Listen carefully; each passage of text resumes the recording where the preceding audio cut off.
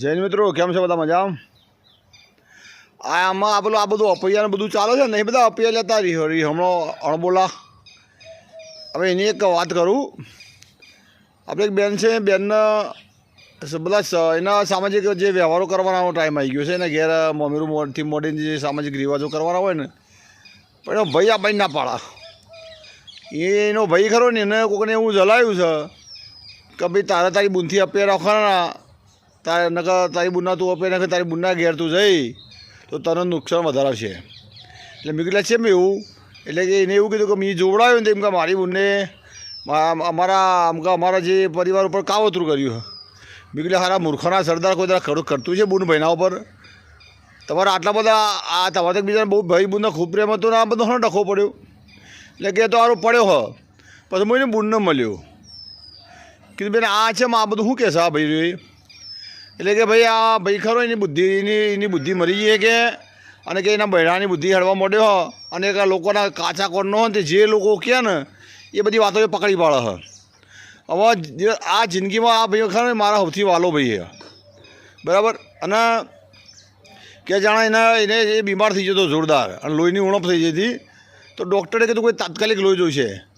તો મેં મારું બ્લડ આપી દઉં, એને બુનને એનું પોતાનું લોહી આપીને ભાઈને જીવાડી દઉં. વિચાર કરો તમે, બીજાને મેચ ના થઈને બુનને લોહી આપી દઉં. આમ અત્યારે આ ભાઈ એવું કહે કે મારા બુનને મારા ઉપર કાવતરું કરી. મેં એટલે આ મૂર્ખાના સરદાર જેને તારી જિંદગી બચાવી હોય એ બુન આવું કરે લ્યા. ચોથી બધા લઈ લઈને બધા ચોથી આવી બધી માનસિકતાઓ લઈને નીકળ્યા છો તમે કીધું. પછી આ તો ચાલે કે હું તો નહીં આવું, ન કે મારા કંઈ નુકસાન આવે. મેં કીધું તારો વાત સાબિત કરીને બતાવે તને ક્યારે કીધું. એટલે પછી એનું નામ દીધું. એટલે મેં પહેલાં મળવા જાય જે ભાઈ હતો એને. મેં કીધું ભાઈ તમે આ ભાઈ બુના પછી આ દુશ્મનાટ છે ઊભી કરી યાર. તમે આ જે વાત કરો તો ભાઈ બુના તો આખી જિંદગી અણબોલો રહે ને આવા પૈયા રહે. પછી એને સમજાવે લઈને પછી શું કર્યું, થોડીક આળો ટાળો કરીને થોડી વિધિ કરીને કે લ્યો આ દોઢ આલું છું ને અમે મટી જાય. પણ આમાં તમે એકબીજા ઘેર જજો, પણ અવસર પૂરતા જ જજો. એટલે આ મારું હાર જુઓ કે આ બાળીઓ સુધી કાઢી. આમાં આટલા બધા જે અણસદ્ધારું માણસો હોય જે પોતાની બૂન ઉપર પણ ઉપયોગ લેવડાવતા હોય એ વ્યક્તિઓની પૂજા હને કરવાની. તમે જેમ આટલી બધી જાગૃતતા લાવતા નહીં યાર. એ વ્યક્તિ તમારી આ અંધશ્રદ્ધાનો લાભ લઈ લઈને એ બધા સુખી થવા મળે ને તમે જિંદગીમાં એમાં દુઃખી રહેવાના. સોય જિંદગીમાં કે સોય શાસ્ત્રમાં કે સોય કશે સોય લખ્યું નહીં કે કોઈ વ્યક્તિથી અપીઓ લેવાનો હોય. સોય હોય નહીં યાર. આ બધી વાતો છે ને, આ બધી વાતોમાંથી બહાર આવો ને કે મરી જાઓ હમણાં.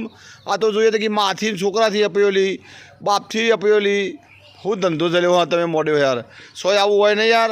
આવું ને ઓમનામ રહો ને તો તમે બધા ખતમ થઈ જાઓ. અને જે તમારે અપીલ લેવડાવાળા હોય ને મજાક કરશી. જય હિન્દ, જય ભારત.